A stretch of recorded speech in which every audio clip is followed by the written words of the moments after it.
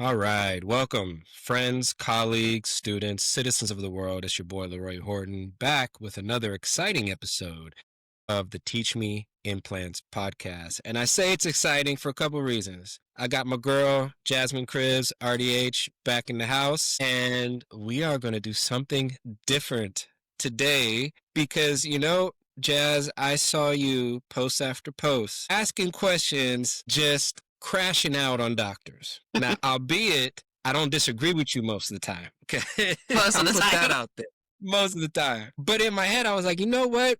We need to have a conversation where, again, let me preface this. It's coming from a place of love. It's coming from a friendship that me and you have, so we can be honest and or be jestful, right? We can joke with each other and kind of rib each other.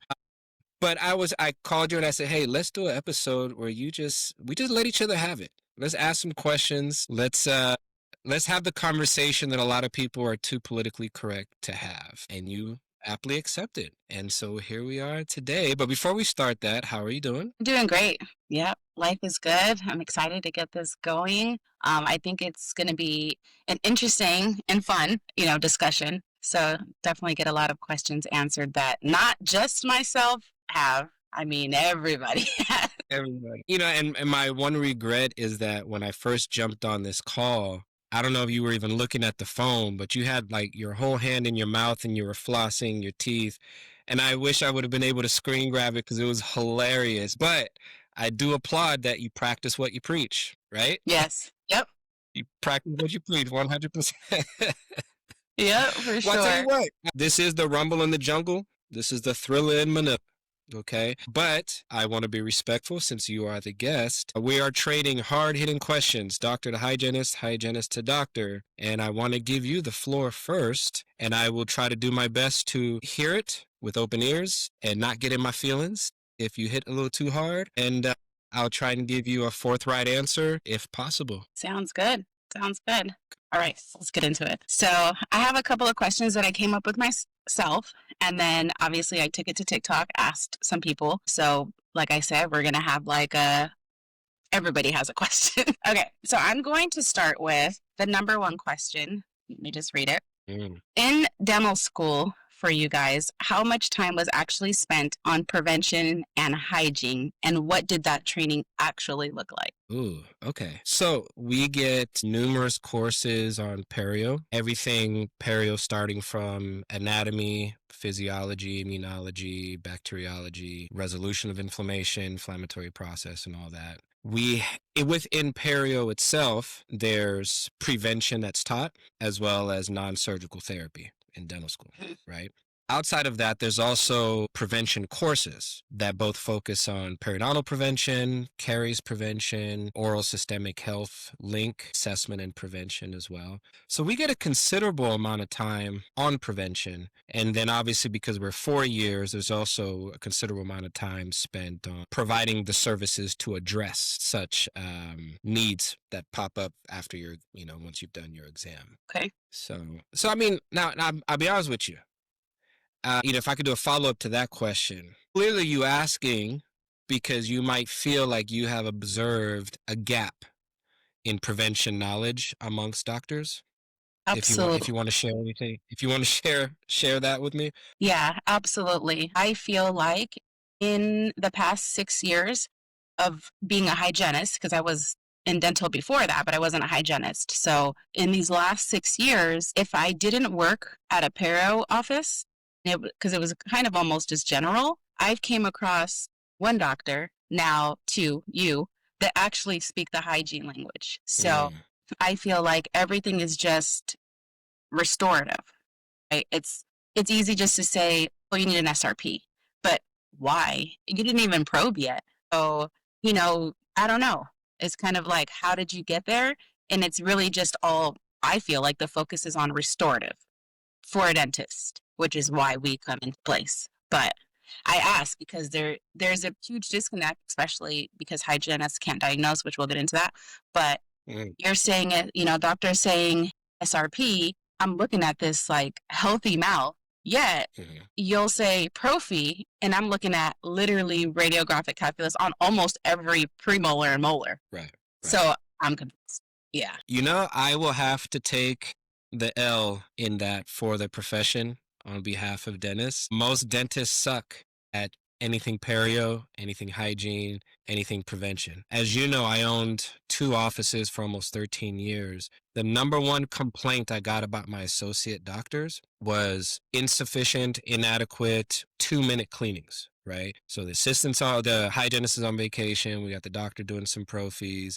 They literally walk in, do this and walk out, right? So, and that's a great question. Me as in being in academia, I'm very perio focused because obviously that's my specialty, right? So I want my graduates being under the understanding that prevention and the foundational health of the periodontium comes before anything else, because nothing else you do is going to work or last long without a healthy foundation. So that's, yeah, on that one, I'll be honest with you.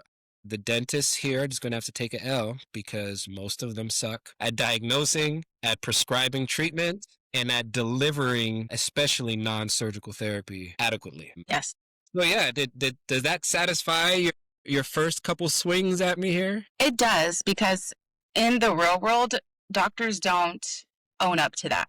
There's a reason for this, there's a reason for that, and they just don't own up to it when we all kind of already know. So I always wonder, like, how much of it was actually focused on hygiene and diagnosing perio, because maybe it was there, but as soon as you graduate, who cares about perio when we need to do restorative work? So, and I will touch on a little quick story that happened to me. So one time a patient was about 25 minutes late. It was, I believe, like a half a mouth SRP, something like that. One, I had never seen the patient. Two, there was no perio chart.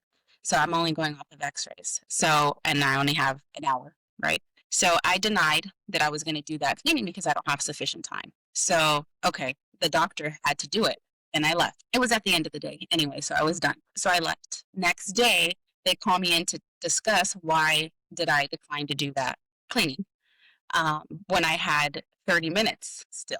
And then they go on to say, well, such and such doctor said it was quick. It was like 2 minutes. And I said, I bet it was. I bet it was. Right. So, of course, I had to dive in. You know what I mean?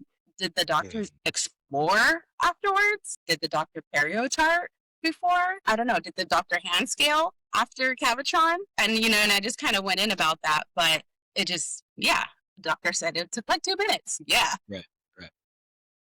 So, anyways, that's a one. Well, that's a common story, and often what you'll see in the dental world is a doctor will value themselves or rate themselves on how good they are by how fast they do something.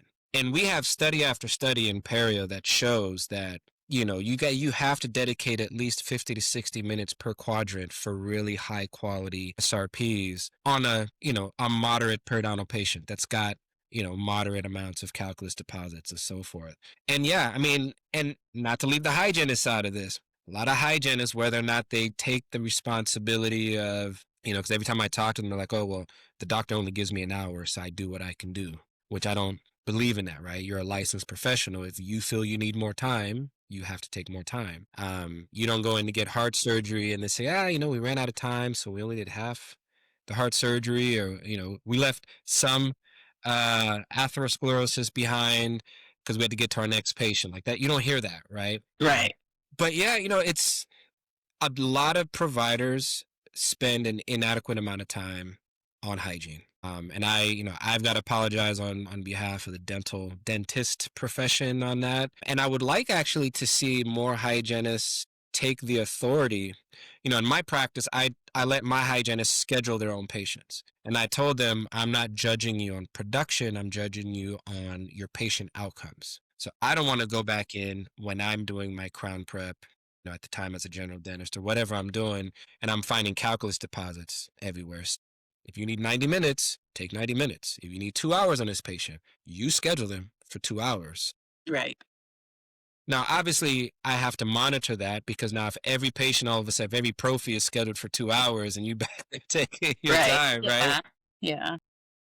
But usually I see the other way. I see you guys get 1 hour blocks or 45-minute blocks, and you got to do your exam, probing, x-rays, go over health history, and whatever cleaning you decide, and that's all the time you got. And you don't feel you have the power to change that because the owner is telling you right? Which this might be a good plug for, is it going to be Tooth Gym Studios coming out pretty soon? It'll be dental hygienist. Yeah. That's, so that would be the argument for your upcoming venture as a, what's the term for it in California? And is it not non-traditional? It's RDH AP, so registered dental hygienist in alternative practice. Alternative practice. That's what it is. Okay. All right. You ready for my question? I got a Yes. question for you. Okay. This one came from, because I put a post out just like you did asking for questions, submissions, right? Right. I got a number of assistants, because I was thinking more doctors are going to go in on this. I had a number of assistants ask me or tell me to ask you, why do hygienists think they're so much better than assistants? The world wants to know, because according to them, you guys are walking around on your high horse with your nose up in the air, not cleaning rooms, not doing sterilization, because that's Right. beneath you. That's the sentiment, right? I'm not saying that. That's the sentiment. Right. Why Right. do you think you're better than assistants? Okay. So best way to answer this is because I've met hygienists like that. But it comes down to just that person, how that person is, already. I don't think that becoming a hygienist took them to a place where now they're above. They probably were already feeling like they were above, you know what I mean, in kind of the real world. But I'll say there's so many responsibilities put on a hygienist that sterilization is like the last thing that we're even thinking about because we work by ourselves mainly, or maybe we have an assistant. So there's just, again, time, right? I'm not above cleaning a room or doing sterilization if I have time, but I'm trying to do everything within my appointment by myself. And then there's no time for me to go sterilize, and every office is different. I think it's just based on the culture when the assistants get hired. Because my question is, why do you guys think you don't have to sterilize the hygiene instruments or clean the hygiene room? So we're all in the same office. You know what I mean? And how could you possibly think I'm going to be able to do everything? You know what I Mhm. mean? In the hour or whatever. So, but I will say, and again, I'm going to have to take the L for some of the hygienists because there are hygienists like that will have time and just sit there in their room and just wait for their next patient and not help, But then again, I think it's per individual because I like to connect with the assistants. Like we are literally a team back here, and I know you guys are going to need me too. As many times as the doctor is late and you want the hygienist to come numb your patient, meanwhile she has her whole schedule, or take this X-ray, or do this or do that. Go probe the new patient that I had. There's a lot of areas that we pull, and I've seen doctors do that where you're in the middle of your SRPs and like, oh yeah, grab the hygienist to probe my patient Yeah, real quick. yeah, real quick. Everything's real quick. So there's just, I don't know. For myself, I would just say I just don't have time. But I'm Mm. going to try to do a quick little drop in the ultrasonic at the least. I don't know. But I don't have time to do all of the sterilization on top of trying to do what I'm doing. And then again, it goes like, is it assisted hygiene? Because it's obvious the assistant is going to be flipping the rooms and then doing the sterilization. But yeah, I don't know. Like, do they think the doctors are above doing anything? I'll be honest with you. So I was one of those docs that I cleaned rooms if we were behind, right? Or if we were short staffed. And part of it is I wanted to help the team. The other part of it is I'm very OCD and I never really trusted that anyone cleaned rooms. Like for me, if you clean a room, you're cleaning underneath the little tray, the little buttons that adjust the water. Like you're anywhere you could potentially touch, even if you think you didn't touch it, you re-clean everything. Mm-hmm. So my contribution was partly me not trusting them as much as it was wanting to help out, right? But a lot of doctors don't. There'll be one or two staffers down on the day. The assistants and hygienists are running around like crazy. They're in their office on their phone, Yeah. right? Yeah. Just waiting. And to defend the hygienist, I've seen a number of times where the assistant will come in and complain and say, we're behind, and they're just sitting there in the room on the computer. And when I go and check, they're literally doing notes, which is a part of your responsibility. Yeah, which Which takes another otherwise, hour. Right, which otherwise you're spending an hour after your last patient finishing all your notes. Now you have a chance to actually do it in real time while everything is fresh. But visually, all they know is they're walking by the room and out of the side of their eye, like they're like, this heifer ain't doing nothing. She's just Yeah. sitting there on the computer. Yeah. Okay. Okay. So I wouldn't call that a true L. I think you had a great explanation for that, a reasonable explanation, with the admission that maybe some of y'all, small percentage, beyond Yeah. that For sure. that time. For sure. Yep. I know a few that are like that. And I'm like, it's just a Okay. person though, because I know them too. So it's like, you're just like that. Right. Right. Right. All right. What you got for me? Okay. Question number 2. Okay.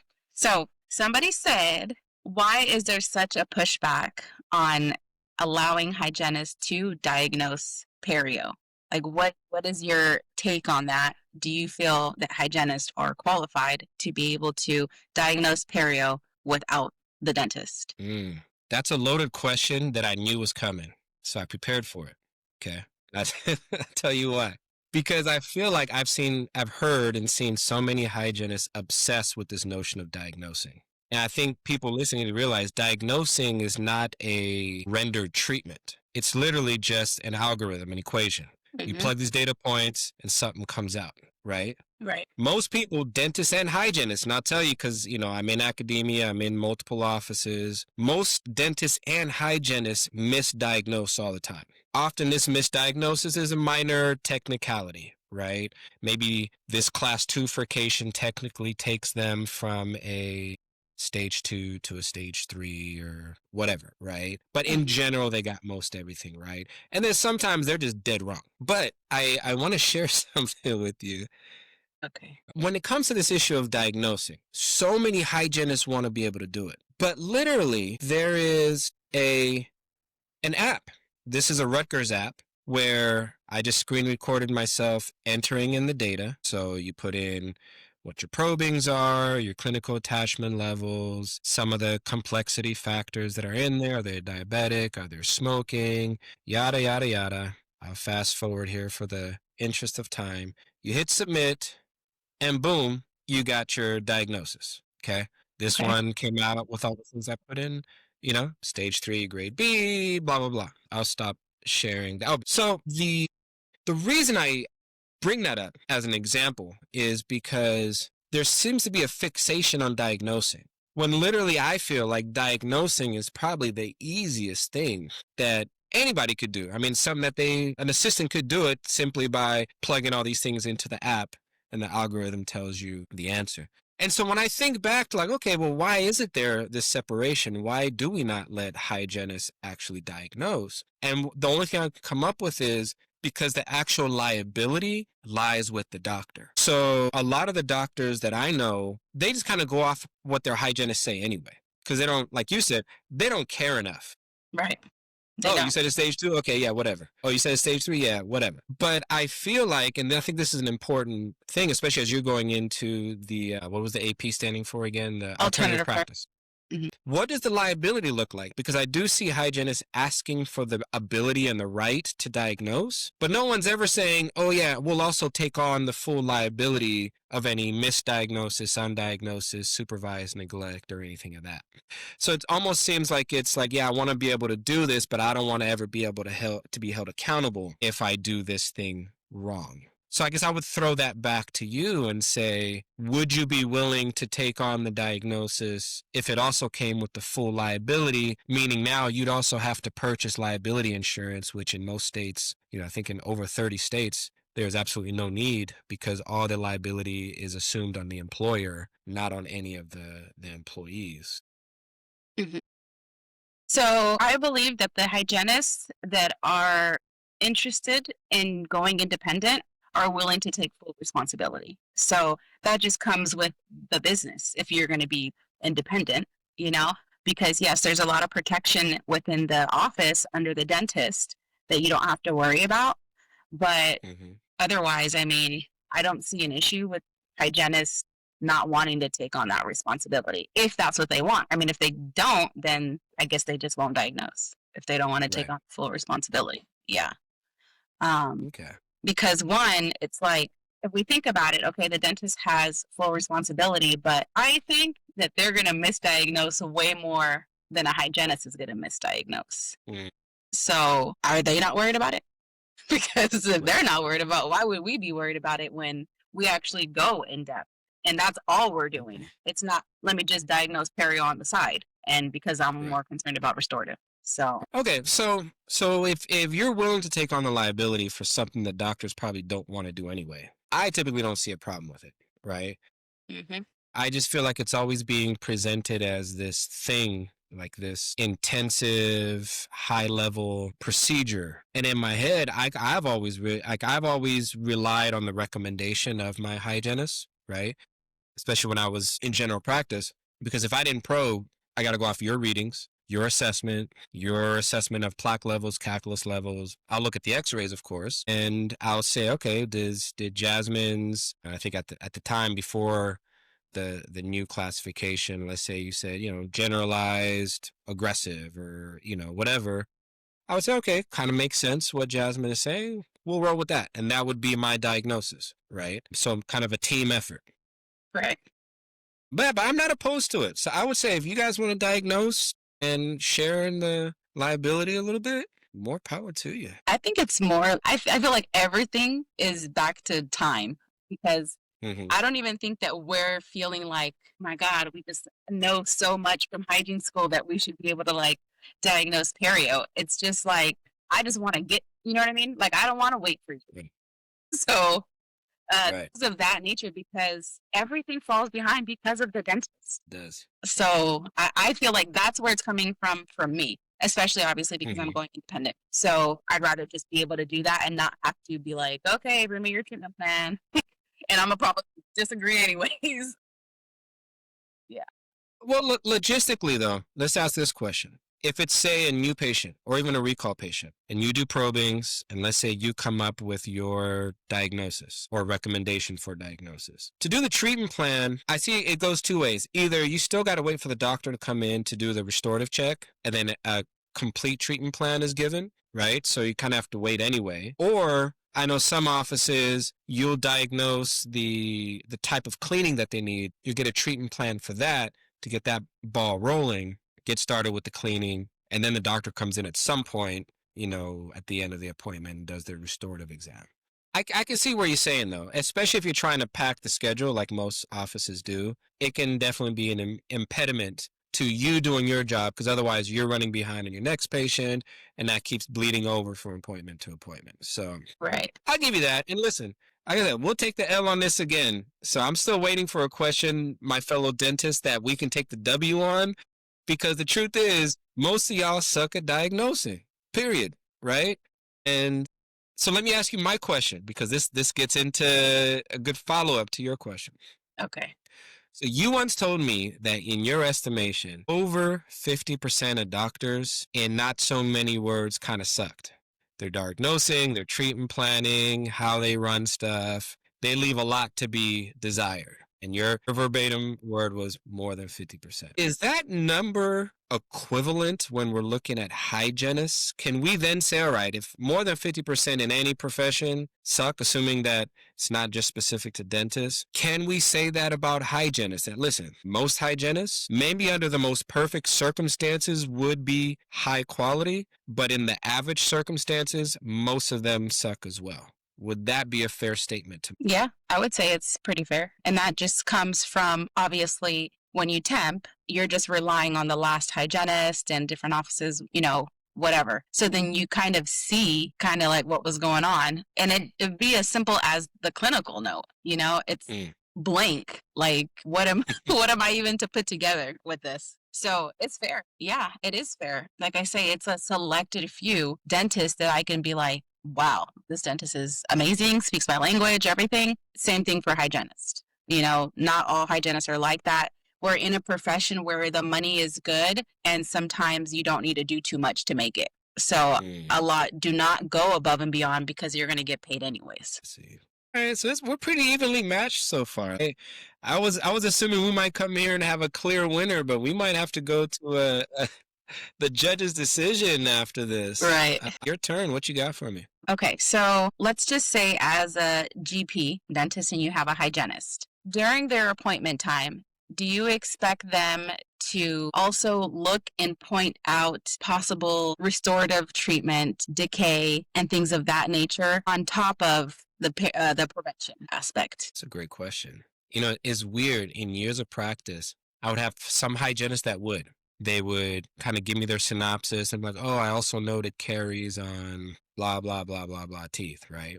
And I didn't know because I never really like specifically asked for it. So I maybe assumed that's just part of your training, not necessarily to truly diagnose caries, but to be on the lookout for potential areas of interest to highlight that to the doctor. I always appreciated it, but I never required it or never made it obligatory. Mhm. But after a while, I kind of got the vibe that, you notice, you ever been to the doctor and you have like a really overconfident nurse who maybe they've been in the game for a long time and they kind of have that air about them, like, yeah, I can pretty much do what the doctor does, Yeah. right? That's the vibe I've gotten from so many hygienists that do that, where they're giving you information, maybe not as much for the patient's sake or for the teamwork aspect of it, but to just let you know that, yeah, I can diagnose caries too. What? You know what I mean? So if you don't take your time to do that and, you know, you kind of scribble down a couple areas of concern, I'm not going to ignore it because hell, I'm just going to assume you saw something. You've been in the game for a while. For me, it's the air behind it because I have come across a number of hygienists that just, they really think they're just this far from being a doctor. Right. You know what I mean? Yeah. That's, you know, and then I feel like they walk around like, yeah, I pretty much could be a doctor by now. And I'm just like, well, that's not how it works, but I appreciate the confidence, I guess. Right. Right. But no, I don't require it. Is that something you've come across in offices where they require you or ask of you to do that? No, so they don't ask that. I've had associates ask me, where can I, for another office, where can I find a hygienist like you that like does that? But that's not in school. They don't say this is what you should be doing. It just kind of like you just go above and beyond and it sets you apart because you add value. You know what I mean? Mm, So now your numbers are going up because of your hygienist. And people will notice that difference when they have different hygienists, ones that never pull treatment out, you know what I mean? Potential treatment. Because, I mean, there's areas I'm exploring. And when doctors do their exams, they won't explore all around that crown. So mm, they're done with their exams. And there's been multiple times I go, now I'm starting my cleaning. And there's a big old hole on the buccal side of this crown, just different things. And it's just like, and it's not like I could be a dentist, you know what I mean? Like everybody messes up and misses things sometimes, but they are the extra set of eyes. mm. But no, it's never been a requirement, I wouldn't say. But when offices have goals and bonus structures and things of that nature, they're Right. they're on top of it. You know what I mean? Like I need this to come out of like this room or something like that. Mm, But also, I think it's because like some hygienists will set that bar. So then you have another hygienist that's not doing that. And that's not, right. they don't need to do that. You know what I mean? But you've set the bar higher now for hygienists and then they know what they want. So then maybe it becomes like a little expectation. I Right. don't know. But nobody's ever actually asked me to, do something like that. Right. Right. Okay. Okay. So I got a question for you. So you posted recently about OPAs giving anesthetic and then you kind of related that to like why we won't let you guys diagnose, right? So tell me why, or if you see any irony in that, hygienists will resist expanding the functions of assistants that bleed into their own functions as a hygienist, but they continuously want to do what a doctor does at the same time. So you guys want to be able to diagnose, you want to be able to open up your own practice, you want to be able to bill insurance and do all that kind of stuff on your own. So do you see any hypocrisy in the notion of you fighting to do more, but yet resisting someone else that's also fighting to do more? I could see, yeah, how there's a little bit of that in there, how you just put it. So I would say also the things that we're kind of trying to do, Like, I don't think we're trying to be dentists. We only want to diagnose perio. I don't care to diagnose anything else. So it's just perio. And then obviously it's just like business after that. So it's not an actual, like, I'm not saying, oh, I want to be able to place implants, you know, or I Hmm. want to be able to extract teeth. Like, we're having or trying to have assistants do like clinical things, you know, Right. without the proper training, I would say. Like, can we just figure out the handwork? Yes. The placement, where does it go? Yes. But there's like, where's the education behind that? So I Hmm. wouldn't say that we're really trying to be taking on task of dentist. It's just kind of like nurses, like they open up their own and go do Botox or something. So Right. they're not saying like, oh, let me open up my own and I want to do surgery.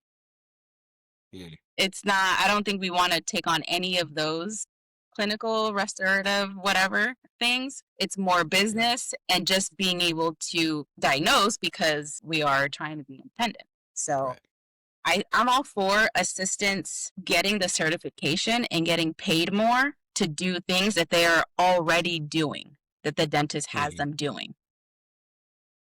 So they just need to be licensed, or I don't know if they're going to get a license or what they're going to get to do. Right. But they're not giving anesthesia. I haven't seen that. It's not that crazy. But They are. no, I mean, Yeah. without having, you've seen them without Without having, extra training. yeah, That's true. Yeah, yeah, yeah. yeah, I But the haven't new seen that. OPA model does include them being able to give local anesthesia, which is crazy to me. Yeah, I think that's That's crazy. that's coming through.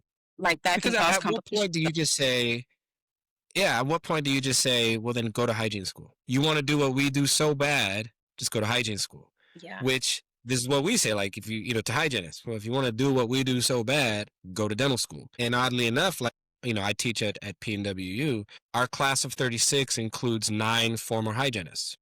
Hmm. I say former in that they're students now, but they are hygienists, right? But I think that is probably the most sound argument. I think on one of your posts, you talked about assistants, wanting to do hygiene, and you were like, I want that for you. Like, if Hmm. you think you can do this and you want to do this, go to school for it.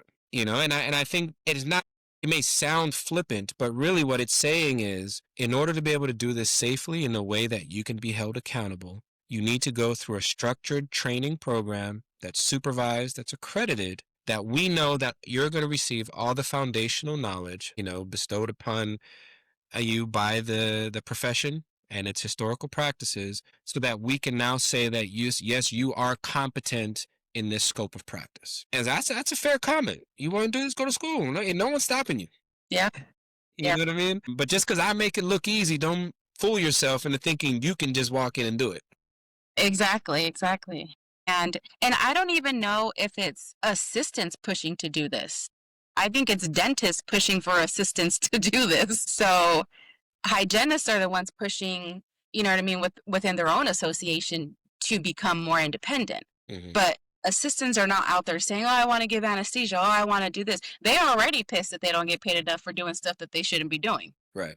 So I don't think it's them. I think it's dentists, trying to, which I have a question. We'll get into OPAs too. So Okay. Okay. Well, who's up? Is it my turn to swing? Or is it your turn to swing? I think it's my turn. You asked me about being a hypocrite. Yeah. Yeah. Yeah. Yeah, Yeah. I'm not perfect. Okay, so we'll get into the OPAs. Let me get that question. Since there is a lot of talk about OPAs, okay, wait. So would you hire now an OPA in place of a hygienist or hire an OPA kind of like alongside a hygienist? I'll be honest with you. I would not hire an OPA, Hmm. and I would not hire a oral health therapist. I think is it called oral health therapy? The DHT or dental health therapist, right? In California, I don't know what that. Yeah, it's something that started in parts of the Indian Health Services here and then in Alaska, where it's kind of like a mid-level provider where they can do like simple extractions, they can do anesthetic, they can like scoop out rampant decay and put in temporary fillings. It's kind of like it was a position made to increase access to care in like remote areas. But now they are fighting for more autonomy to expand everywhere else, right? I mean, that's kind of the trend with I guess every every level. I'll be honest with you. I side with the hygienist on resistance to OPAs. I think that you absolutely have to have a accredited training program for things that can be irreversible. So if Mhm. you're giving anesthetic, yeah, anesthetic is not technically irreversible, but the damage you can do by where you're injecting and how much you're injecting can 100% be irreversible. I think that although OPAs were created, the inception of it was to increase access to care. The truth is, it's not going to increase any access to care in rural areas or remote, villages in the Saskatchewan or wherever. Mhm. What it's going to do, I mean, there might be some there, yes. But what is going to happen if we open up the floodgates, every big, factory office here in the big city is now all of a sudden going to have 20 chairs Yep. and everybody has an OPA and they get paid less than hygienists, but they'll be doing what hygienists are supposed to do Yeah. or in a substandard way, right? Everybody gets a prophy because OPA can now do a prophy. And then the big corporate dental machines and the big mega offices are just going to profit off of it. So Yeah. I would not hire an OPA. I would take a hygienist, a well-trained, caring hygienist like Miss Jasmine Cribbs every day of the week over an expanded function or Yeah. OPA. Okay. Yeah, that's good to know. Yes, not much of a fight there. I ain't gonna attempt to fight that one because I can't stand on anything Yeah. ethically, morally, or evidence based to justify that position. Okay. Good, good. All right, so we're almost at the end here. So which one of these questions should I hit you with? Okay, here's one. And I'll ask this and you can end with your last question. You asked me today about how much education we get in prevention, right? And I seen you make a post kind of asking the same thing. And you said something that, and maybe I'm just a nitpicker, but you said something about, maybe you guys got that train or get the training that we got, if you do like an extra residency like perio. And in my head, I was like, she thinks what they learn in hygiene is like equivalent or superior to what they learn in dental school, so much so that we probably wouldn't learn how to clean implants unless we did a residency. And so I really wanted to dive into do you really feel like the level of education you get in hygiene, let's say your perio course versus dental school perio course, your implant maintenance course versus dental school implant maintenance course, or however we can equivalate how the courses are named. Mhm. Do you truly think what you learn in hygiene is at the same depth or level of what we learn in dental school? Or are you basing that off of the crappy doctors that you're seeing? You're like, okay, there's no way. You're giving them benefit of the doubt, right? You're saying they're this crappy at this because they didn't get the education, as opposed to they got the education and they just don't care about it or didn't listen. Okay. So I would say no, I don't think that the level of education in those specific subjects are the same. Mhm. More so, we don't go to school for that long, right? Like 4 years or whatever. So they got to fill up the 4 years with more information. So, no, the level is not the same. But we are taking maybe surface level because it just has to do with prevention and why we're touching into all of the restorative surgeries, perio, whatever, to look for signs, right?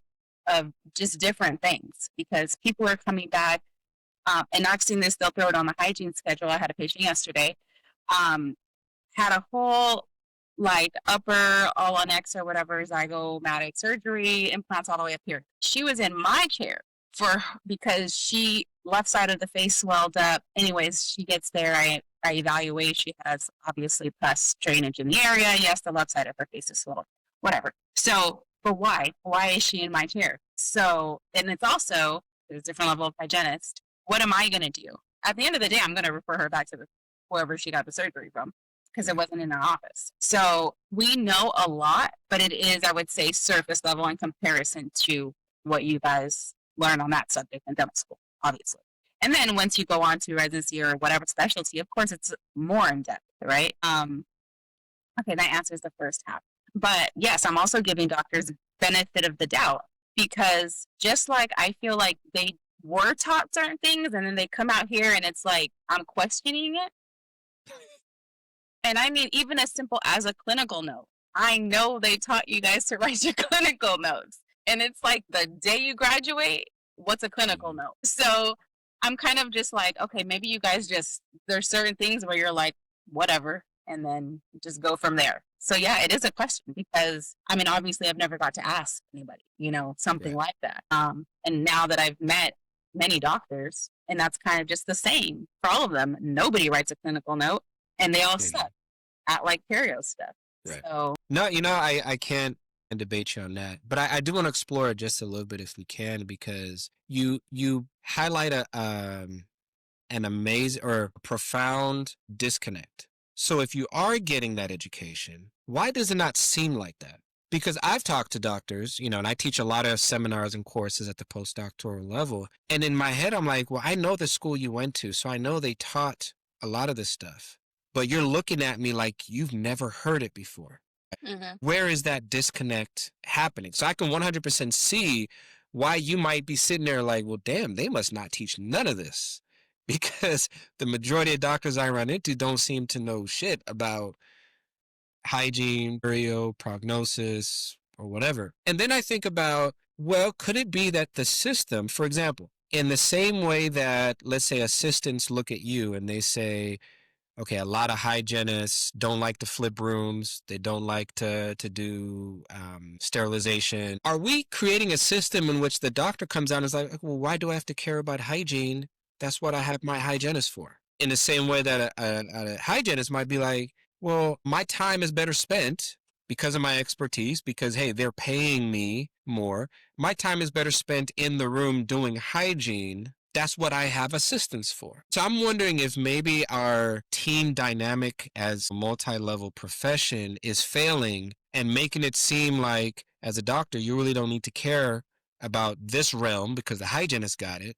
Then as a hygienist, you don't really have to care about this realm because the assistant got it, and then throw in the front office and all that kind of stuff.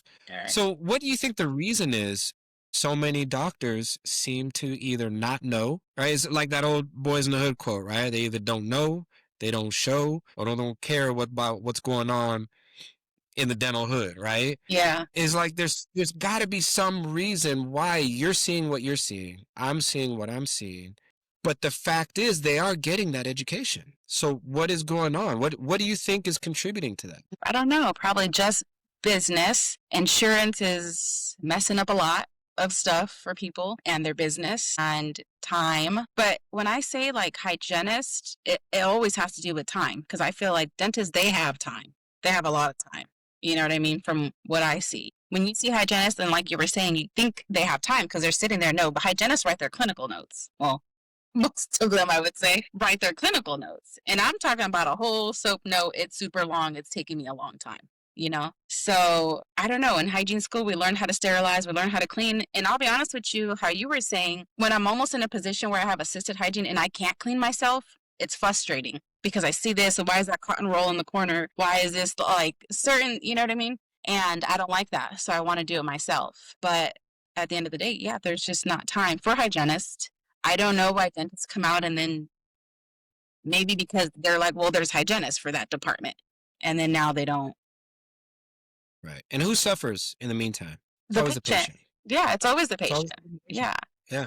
Yeah. And I may have been an oddity, and I don't want to toot my horn. 'Cause I'm pretty sure you talk to some of my old staff members. They'll probably have a laundry list of stuff that they had issues with me on. Right. So I don't want to make it sound like, oh, I ran the perfect system, but I do feel like I cared about certain things that others didn't. Part of it is my OCD nature. I would hate coming into a room that's been flipped and there was something on the floor. It could be a wedge. It could be a cotton roll. That made me livid. If I'm a patient coming into a room and I'm getting, a $2,000-3,000 surgery done, I want to know that this room is clean from top to bottom. I don't want to see shit on the floor. Yep. You know what I mean? And I could a whole lot of scenarios like that. And maybe we just need to realize that there's only going to be a certain amount of people like you or me within a profession, and that's just human nature, which is scary because this is just dentistry. If we translate these same percentages of broken protocols and non-caring and lack of adherence to what you've learned to heart surgery, to orthopedic surgery to OBGYNs. I'm Yep. scared. I'm Yeah. scared. So I know we're coming up on the hour. And I do want to express that hopefully everything here gets recorded the way it should. 'Cause I think this has been a Hopefully. great episode. But if not, I don't mind redoing it again because every time I talk to you, it's always a fun time. But I do want to appreciate your candor and your honesty. I appreciate you coming to me with questions that were 100% valid. And I don't even think I necessarily won any of the rounds in which you swung first. I think the listeners won because they heard an honest question, and I feel like they got an honest dialogue after that. And I do want to commend you for being a great representative for your profession and wish you the best of luck. And we're going to continue to track your progress as a alternative practice hygienist. We're going to see if you can change the game a little bit. Yes, You know, let us know how to do it. I will. I definitely will because I want all my hygienists to be alternative practice hygienists. So, Jasmine Cribbs, RDH, thank you for an amazing hour. I'll let you get upon your day, but I want to keep you coming back as a recurring guest because I think you have amazing insight. And to all the listeners out here, you guys know my parting words. Keep reading, keep listening, keep learning, and I will talk to everybody again soon. thank you. All right.